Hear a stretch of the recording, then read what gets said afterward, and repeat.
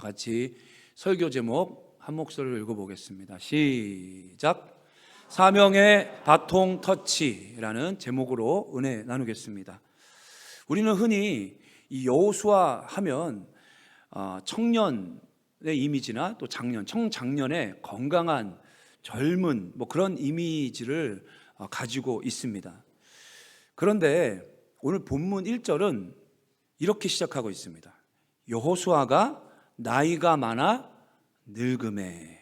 오늘 이 본문에 나오는 여호수아가 여호수아 24장에 가면 110세의 죽음을 맞이하게 되는데요, 학자들은 대부분 이 시점을 여호수아가 한 102세 정도, 100세가 조금 넘은 시점이었다라고 이야기를 합니다.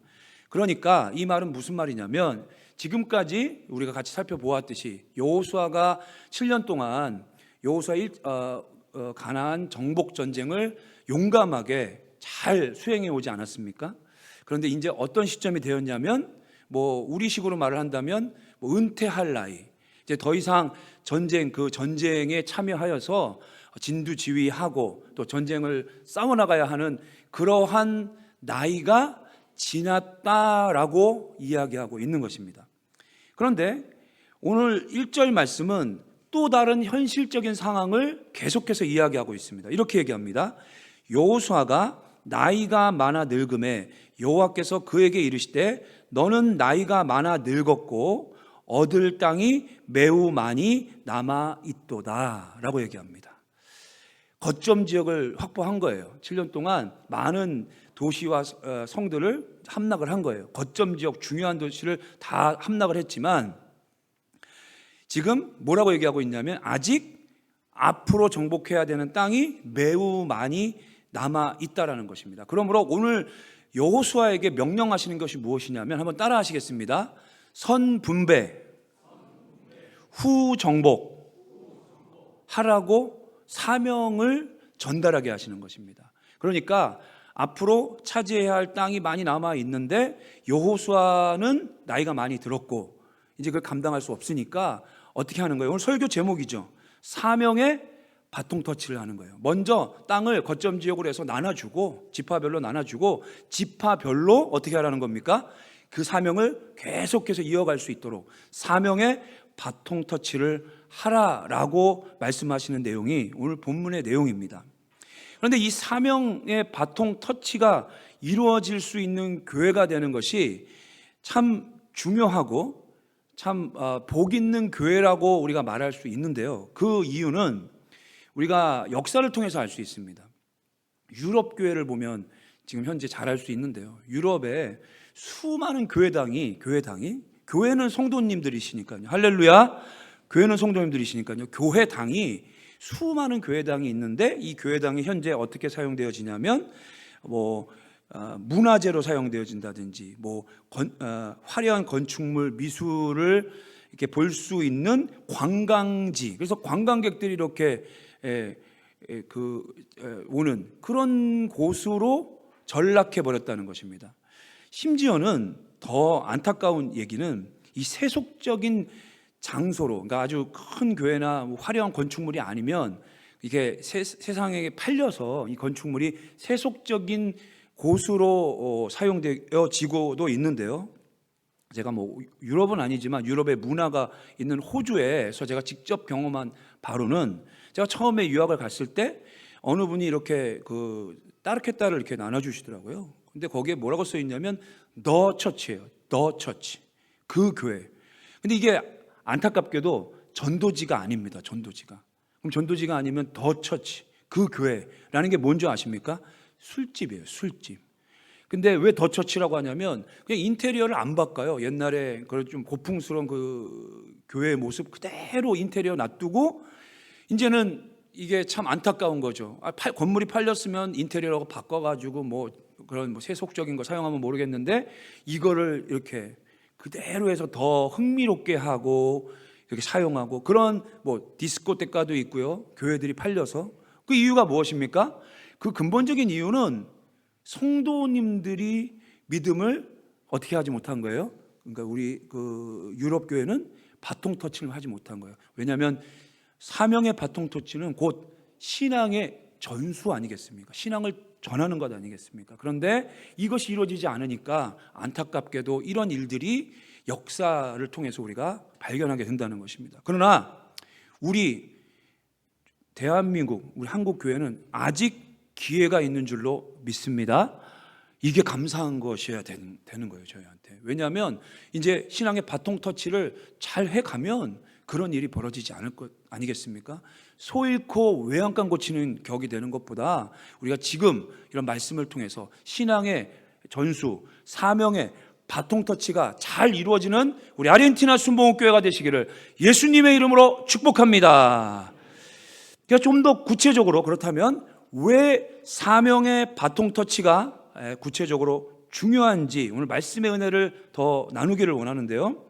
사명의 바통 터치가 잘 이루어져야 되고, 또 이것이 중요한 이유는 사명의 공동체는 따라하십니다. 꿈과 비전이 있기 때문입니다. 사명의 공동체는 꿈과 비전, 사명의 바통 터치는 꿈과 비전이 있는 공동체입니다. 오늘 2절과 3절의 말씀 다 같이 한번 읽어보겠습니다. 2절과 3절입니다. 2절 시작.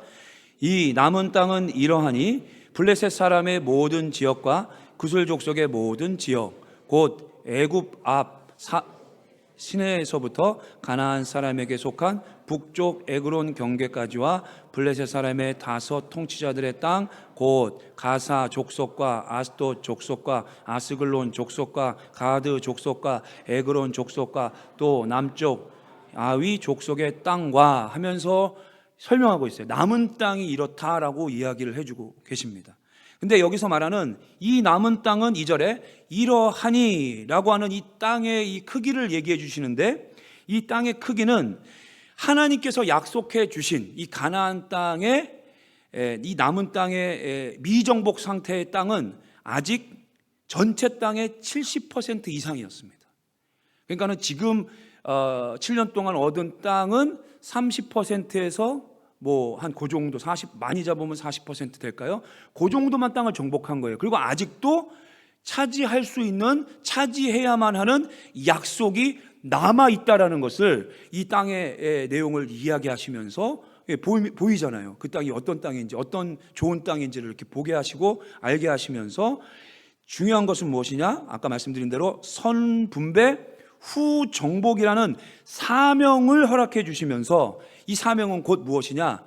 꿈과 비전을 허락해 주시는 시간이었다라는 것입니다. 우리가 이 아직도 차지할 수 있는 이 정복해야 될 땅이 이렇게 많이 남아 있구나, 우리가 아직도 해야 할 일이 이렇게 우리에게 많이 남아 있구나 하면서 꿈과 비전을 허락해 주신 것이라는 것입니다. 전북 임실이라는 아주 가난한 두메 산골에, 그것도 머슴의 아들로 태어난 류태영이라는 청년이 살고 있었습니다. 워낙 조금 예전 일이니까요. 가정 형편이 너무 어렵고 하다 보니까 어려서부터 구두 닦기, 신문 팔이, 그때 어려운 때 그런 일 많이 했죠. 신문 배달원, 아이스 케이크 행상, 빨래 비누 장사, 아마 우리 어른들에게는 친숙한 그런 일들인데, 그런 등등의 일들을 가난하다 보니까 안 해본 일 없이, 어려운 일 안 해본 일 없이 이렇게 하고, 이제 공부도 너무 하고 싶으니까 어렵게 그렇게 일해서 고학으로 야간 대학을 겨우 마친 분이라고 합니다. 근데 이 청년이 어느 날 이 한국 농촌 계몽운동의 선구자라고 합니다. 유달영 박사가 쓴 새 역사를 위하여라는 책을 접하게 되는데, 이 책을 읽는 중에 꿈과 비전을 발견하게 됩니다. 이게 무슨 내용이냐면, 책의 내용이 무슨 내용이냐면 이 덴마크에 관한 내용이에요. 덴마크. 근데 덴마크가 우리나라랑, 그러니까 우리나라 옛날 모습하고 덴마크의 옛날 모습이 비슷한 거예요. 이 약소국이다 보니까 옛날에 주변에 있는 여러 나라들에게 침략을 많이 받았어요. 침략을 많이 받고, 그러다 보니까 전쟁 중에 황폐한 그런 나라였습니다. 근데 또한 어떤 나라냐면 8개월간 이 햇빛을 구경할 수 없는 아주 악한 기후, 안 좋은 기후를 가지고 있는 나라가 덴마크라고 합니다.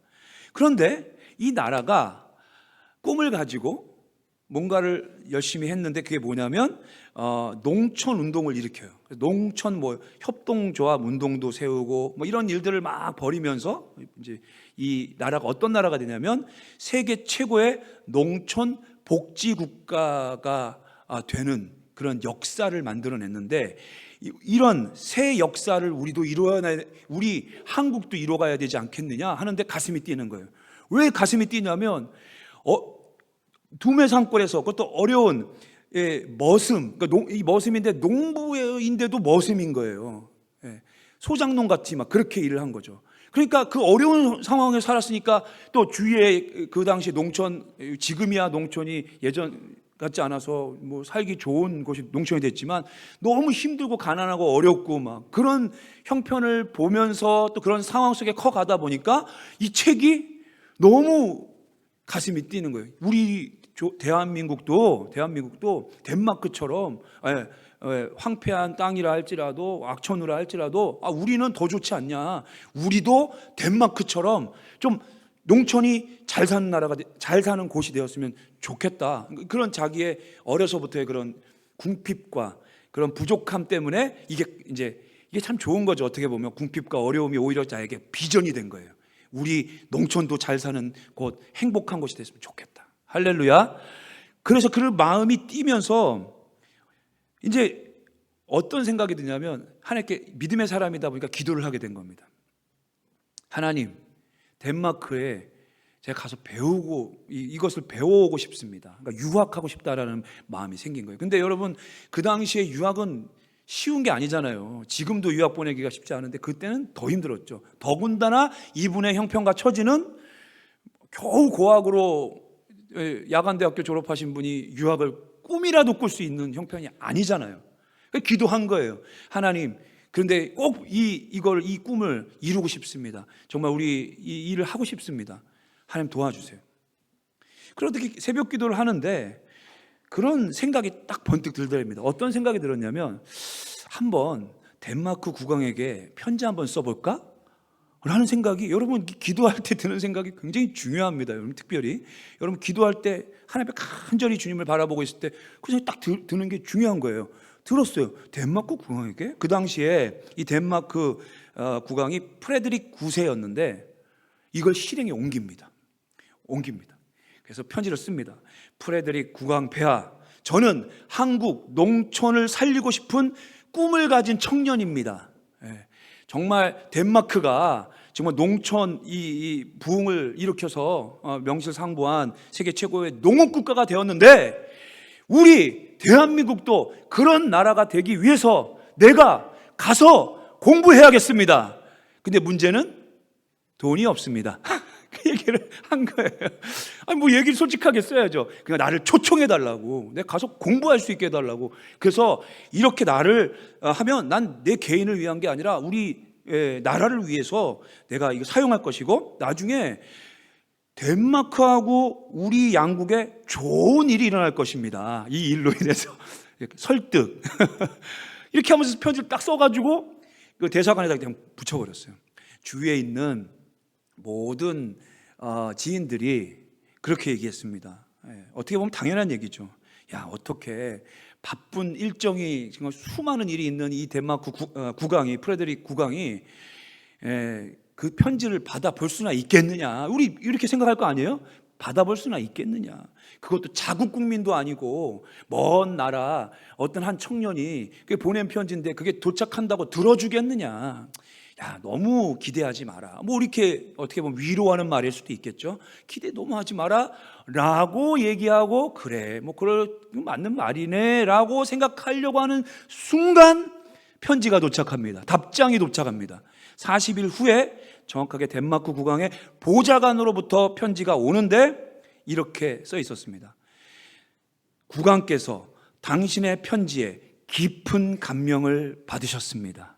당신이 뭐예요?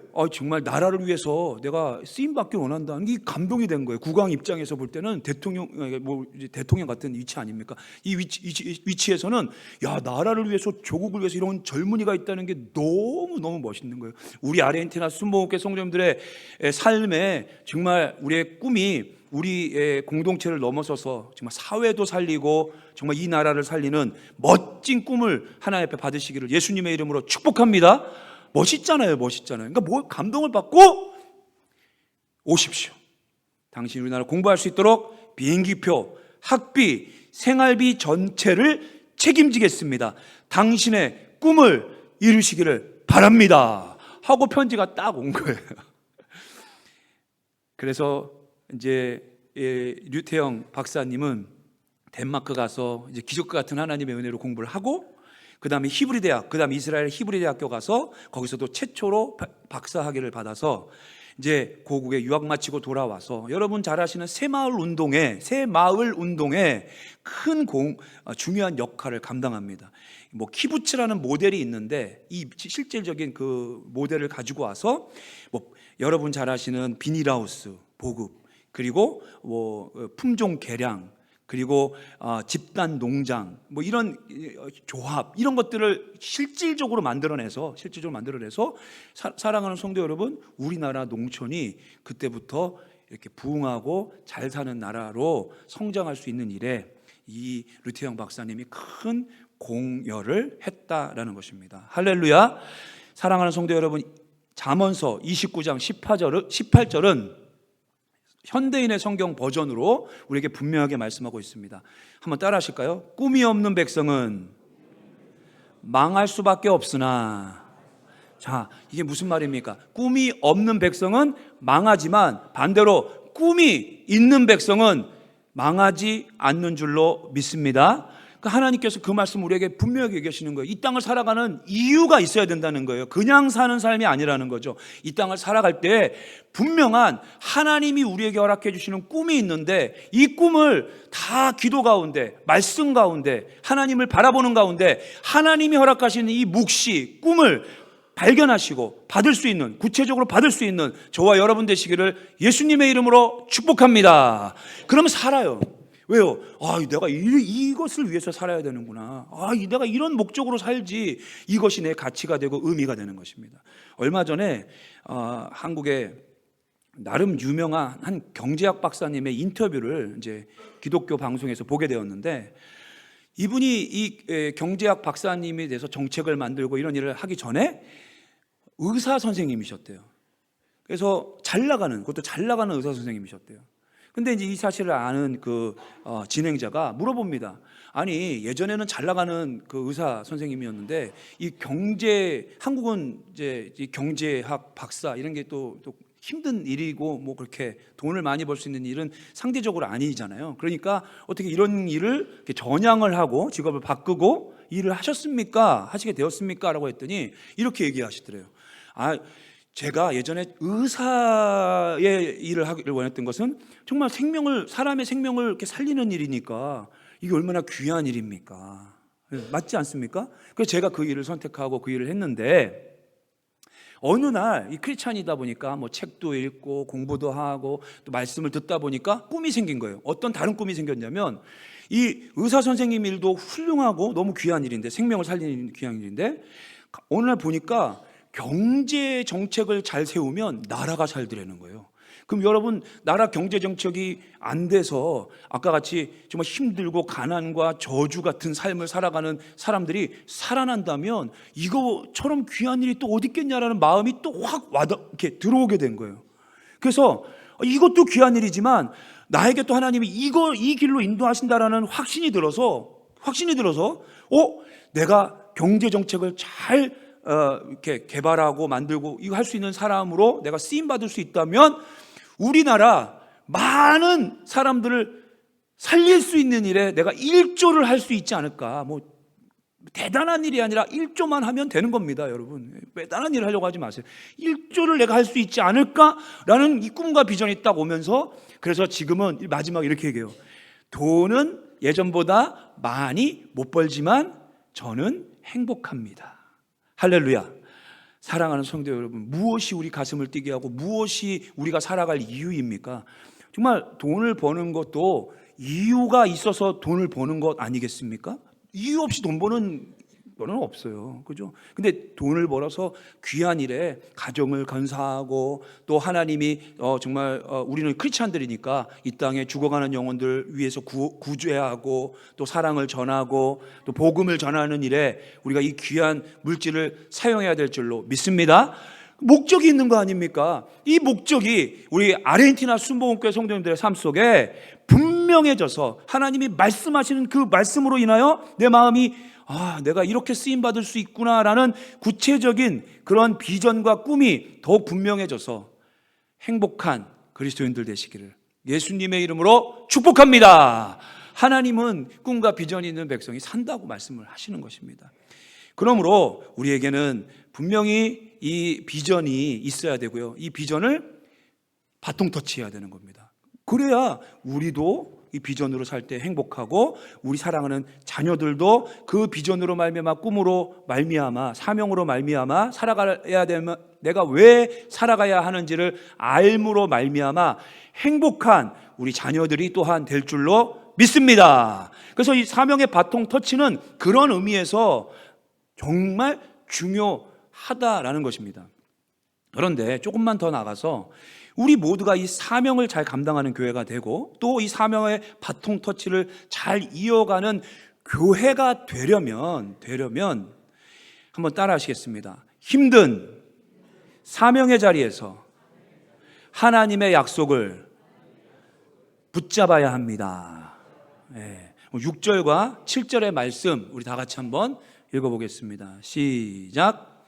또 레바논에서부터 미스르봇 마임까지 산지의 모든 주민 곧 모든 시돈 사람의 땅이라 내가 그들을 이스라엘 자손 앞에서 쫓아내리니 너는 내가 명령한 대로 그 땅을 이스라엘에게 분배하여 기업이 되게 하되 너는 이 땅을 9지파와 므낫세 반 지파에게 나누어 기업이 되게 하라 하셨더라. 제가 앞에서 말씀드린 것 같이 선분배 그리고 이 땅을 어떻게 하라고요? 정복해 나가는 꿈과 비전, 사명을 허락해 주시면서 하나님께서 6절에서 한 가지 약속을 해 주십니다. 뭐라고 말씀하시고 약속하시냐면 내가 그들을, 그러니까 그 적들을 이스라엘 자손 앞에서 쫓아내리니 라고 약속해 주십니다. 아직 정복해야 할 땅에 남아있는 족속들은 정말 강한 족속이었습니다. 사사기 1장 19절의 말씀을 보면 그들, 남아있는 족속들을 말하는 거예요. 그들은 철병거가 있으므로 쫓아내지 못하였다라는 말씀이 나오듯이 강력한, 그래서 남아있는 거 아니겠습니까? 정복을 어떻게 하다 보니까 또 강력하니까 버틸 수 있었던 것 아니겠습니까? 그 강력한 적들, 그 대상들을 정말 앞으로 점령해 나가야 하는데 그러다 보니까 이 사명이 쉬운 거예요? 어려운 거예요? 어려운 거잖아요. 그 어려운 사명을 우리가 딱 바라보면 야, 저걸 내가 감당할 수 있을까? 이런 생각이 들겠죠. 당연히. 야, 내가 저 어려운 일을 감당할 수 있을까? 이런 생각이 들 때 하나님 말씀하시는 겁니다. 약속해 주시는 것입니다. 뭐라고요? 내가, 너희가 아닌 누가요? 하나님이 그들을 너희 앞에서 쫓아낼 것이니까 걱정하지 말고 나와 함께 이 사명을 감당하자. 할렐루야! 라고 우리에게 약속을 해주시는 거예요. 아무리 힘든 일이라도 우리에게 이 일을 감당할 수 있는 능력이 있으면 이 일은 감당할 수 있는 일이 됩니다. 근데 오늘 하나님께서 우리 믿음의 백성들에게 사명을 주시면서 뭐라고 얘기하시는 것이냐면 너희의 힘은 누구다? 우리의 힘은 누구시라고요? 만군의 여호와가 우리의 힘이요 능력이요 방패가 되시는 것을 믿으시기를 예수님의 이름으로 축복합니다. 내가 너희의 힘이다. 내가 너희를 위해서 함께 싸워 이기고 승리하게 할 것이다 라고 말씀하고 계신다는 것입니다. CNT테크라는 회사의 대표인 전화성 성도의 간증입니다. 카이스트 출신이십니다. 카이스트 출신이신데 그러다 보니까 육군 전산 특수수사관 뭐 이런 곳에 지원을 하고 이제 그 합격을 해서 육군 전문사관에 이제서 특수병과에서 복무를 하게 됩니다. 쉽게 말하면 아주 이제 유능한 인재니까 그곳에서 연구하는 거예요. 연구직이에요. 근데 어떤 연구를 하냐면 컴퓨터 계통이시니까 프로그램, 그러니까 소프트웨어를 개발하는 일을 이제 하는 겁니다. 근데 이제 들어간 지 얼마 안 됐는데 육군 참모총장님의 지시가 다이렉트로 이렇게 하달이 됩니다. 그리고 그 지시가 뭐였냐면 중대급 부대 일지를 전산화할 것. 지금이야 전산화 잘 돼 있지만 그 당시에는 그런 게 없었거든요. 그러니까 너무 뭐 다 종이로 하고 하는 게 너무 낭비가 심하고 힘든 상황이었으니까 이제 이 부대에 아주 이제 인재들이니까 특별 소프트웨어를 만들라 이렇게 아주 직접적으로 하달이 된 겁니다. 그런데 이 직속 상관이 이거를 이제 전하성 대표한테, 전하성 성도한테 얘기를 한 거예요. 뭐라고 얘기했냐면 앞으로 15일 안에 이 소프트웨어를 만들 계획서를 만들어서 올리라. 뭘요? 계획서를 만들어서 올리라 그랬는데 구기가 바짝 들어서 있던 상태인지라 잘못 알아들은 거예요. 어떻게 잘못 알아들었냐면 계획서가 아니라 소프트웨어 프로그램을 만들어라고 들은 거예요. 만들어라. 이게 말이 안 되는 얘기인데 하여튼간 이게 긴장하고 군대에 가서 바짝 군기가 들면 이런 실수를 하는 거예요. 그래가지고 이분이 들어가가지고 이제 그 다음부터 아니 어떻게 15일 그렇게 네 알겠습니다 이렇게 했겠죠. 그리고 딱 들어가서 가만히 혼자 생각해 보니까 이게 말이 안 되는데 군대는 안 되는 것도 되게 하는 신기한 곳이잖아요. 그러니까 안 되면 안 되는 거예요. 큰일 나는 거예요. 이 정신이 있는 군대가 기강이 바짝 들었으니까 군기가 바짝 들었으니까 이제부터는 내가 의지할 분은 주님밖에 없다. 주님 앞에 나가서 간절히 기도하는 겁니다. 막 하고 이렇게 해서 중요한 건 뭐냐면 15일 안에 실제로 만들어내버려요. 만들어내요. 그리고 나서 이게 얼마나 대단한 일이었는지 이제 그냥 그 계획서만 만들려고 하는데 만들어내니까 이게 또 너무 좋은 거예요. 잘 만든 거예요. 그래서 그 국방일보 1면에 대서특필하는데 그 이유가 뭐냐면 이 소프트웨어 개발로 말미암아 군 예산에 따라 하시겠습니다. 60억 원을 절감했습니다. 얼마를요? 60억 원을 절감했으니까 얼마나 큰 잘 만든 소프트웨어예요. 그래가지고 이게 뭐 대서특필되고 뭐 그렇게 된 거예요. 이 사건이 딱 터지고 난 다음에 주위에 있던 모든 이제 같은 뭐 서울대생, 뭐 카이스트생, 뭐 어디 있겠죠. 이 모든 인재들이 막 모여드는 거예요. 같은 소프트웨어 개발하는 이 장교들이 모여들어서 물어보는 거예요. 왜냐하면 이게 당사자들은 이게 더 놀라운 일이라는 걸 아는 거예요. 이게 어떻게 15일 안에 이렇게 대단한 소프트웨어 프로그램을 만들어낸다는 것은 이건 말이 안 되는데 어떻게 듣고 싶은 거예요. 그래서 다 모여들어가지고 물어보는 거예요. 아니 이거 어떻게 이렇게 만들었냐고, 이거 무슨 일이냐고. 그랬더니 이분이 이렇게 얘기하더랍니다. 이거 영업비밀인데 여러분 우리 그러잖아요. 뭐 잘 되는 가게 있으면 꼭 운 띄울 때 그러잖아요. 이거 영업비밀인데 대단한 일이니까요. 당신들한테만 알려주겠다고 딱 그렇게 얘기를 하는 거예요. 그러면서 이렇게 얘기했어요. 이거 내가 한 거 아니에요.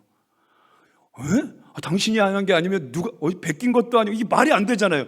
내가 한 게 아니에요. 그러면서 하는 얘기가 내가 감당하기 너무 나도 힘든 일이어서 나는 내가 믿는 하나님 앞에 나가서 내가 가장 좋아하는 말씀을 붙잡고 기도했다는 거예요. 빌립보서 4장 13절의 말씀. 내게 능력 주시는 자 안에서 내가 모든 것을 할 수 있느니라 라는 이 말씀, 내가 우리 모든 성도들이 사랑하고 믿고 의지하는 말씀 아닙니까? 주님의 축복의 말씀 아닙니까? 이 말씀 붙잡고 간절히 기도한 거예요. 나는 할 수 없지만 주님 지혜 주시고 능력 주시면 할 수 있습니다. 주님 도와주시옵소서. 그렇게 기도하고, 이 영업 비밀인데 당신들한테만 가르쳐 주는 건데 딱 나가서 일을 딱 하려고 하면 뭔가가 아이디어가 띵 하고 오고, 그 다음에 어떤 인사이트가 이렇게 뭐 어려운 문제가 있는데 이거 이렇게 해결하면 되지 하면서 딱 인사이트가 생기면서 이 문제들을 해결해 나가고 하면서 나도 모르겠다. 이거 내가 한 거라고, 내가 진짜 내가 한 것 같지 않다고. 여러분도 알지 않냐고. 이거 내가 한 게 아니고 주님이 나에게 은혜 베풀어 주시고 도와주셔서 할 수 있었다고 나는 고백할 수밖에 없다라고 얘기를 했대요. 그랬더니 그 주일 예배에, 여러분 이게 전도는 이렇게 해야 됩니다. 그 주일 예배에 수많은 소프트웨어 장교들이 예배에 나왔더래요. 왜요? 영업 비밀을 알았잖아요. 이 세상 힘든 세상을 내 힘으로 살리지 못하는 거, 정말 또 그런 짓이 나오면 나는 어떻게 할 수가 없는데, 야, 대단한 분이 계시구나. 이거 아무리 진실 같은 거예요. 이게 말이 안 되니까요. 그래가지고 주일 예배 나와가지고 다 같이 초코파이 먹고 할렐루야 전도가 되었다는 그런 간증을 들었습니다. 사랑하는 성도 여러분, 정말 우리 사랑하는 성도 여러분, 먼저 우리 힘이 되시고 능력이 되시고 방패가 되시는 하나님, 만군의 여호와 하나님 의지하고 나가셔서 주의 은혜로 내가 너희를 이기게 하겠다, 내가 쫓아내겠다, 우리의 힘이 되신 여호와로 말미암아 이 땅을 이기고 승리하는 저와 여러분 되시기를 예수님의 이름으로 축복합니다. 그리고 그 영업 비밀을 어떻게 하는 게 전도라고요? 날려주는 거예요. 야, 우리 하나님 대단한 하나님, 이런 간증 들어봤어? 이런 간증이 저는 매일 기도합니다. 우리 성도님들 간증이 그런 하나님의 능력과 은혜가 넘쳐나는 우리 아르헨티나 순복음교회 간증 넘쳐나는 교회 되시기를 예수님의 이름으로 축복합니다. 그러므로 다윗은 시편에서 이것을 그냥 듣기 좋으라고 한 얘기가 아닙니다. 18편 1절에서 나의 힘이 되신 여호와여 내가 주를 사랑하나이다. 시편 28편 7편에서 여호와는 나의 힘과 나의 방패이시니 내 마음이 그를 의지하여 도움을 얻었도다. 그러므로 내 마음이 크게 기뻐하며 내 노래로 그를 찬송하리로다. 등등등 수많은 시편을 고백하면서 자신의 삶 속에 간증하는 거예요. 하나님은 나의 힘이십니다. 능력이십니다. 나의 도우실 나의 힘이십니다 하면서 고백하는 이 다윗의 고백이 우리 아르헨티나 순복음교회 모든 성도님들의 하나님을 믿고 의지하고 나가는 우리 성도님들의 실질적인 간증 되시기를 다시 한번 예수님의 이름으로 축복합니다. 그러므로 제가 한 가지 기도 제목을 설교 마치기 전에 나눠드린다면, 지금 학생부가 수련회 기간에 들어가 있습니다. 우리가 기도해야 됩니다. 우리 학생부 선생님들, 우리 전도사님, 부장, 부감 집사님, 그리고 우리 선생님들이 주님이 주시는 힘으로, 주님이 주시는 은혜로 이 수련회를 잘 섬기고 우리 사랑하는 자녀들에게 믿음의 바통터치, 사명의 바통터치를 이뤄가는 일에 이 중체대한 임무를 잘 감당할 수 있도록 우리 성도님들 기도해 주시기를 부탁드립니다. 근데 구체적으로 해야 돼요. 그렇게 말하면 안 돼요. 제가 좀 구체적으로 매일 따라하십니다. 매일 10분 이상 기도하겠습니다. 할렐루야. 약속하신 줄로 믿습니다. 10분 이상이라 하면 10분부터 11분, 12분, 10분 알아서 하여튼 미니멈 10분 이상 구체적으로 믿음의 사명의 바톤 터치가 이루도록 우리 자녀들에게 믿음이 증거되고 예수님이 증거되고 또 만나고 축복의 시간이 되도록 또 이걸 감당하는 교사 선생님. 이번 주는 학생부, 다음 주는 주일학교, 겨울 7월이지만 겨울인 아르헨티나 겨울 성경학교, 주일학교, 그리고 유년부 수련회가 이어집니다. 그리고 빼놓을 수 없죠. 포르모사 선교가 그 다음 주에 이어집니다. 이 모든 것을 통하여 하나님 영광 받으시고 죽어가는 한 영혼이 살아나는 것이 우리의 꿈이요, 우리의 하나님이 우리에게 허락하신, 우리 교회에 허락하신 꿈이요 비전인 줄로 믿습니다. 이 꿈 안에서 우리가 모든 것을 하면 됩니다. 그 어떠한 기도, 섬김, 격려의 말, 그 어떤 것도 좋습니다.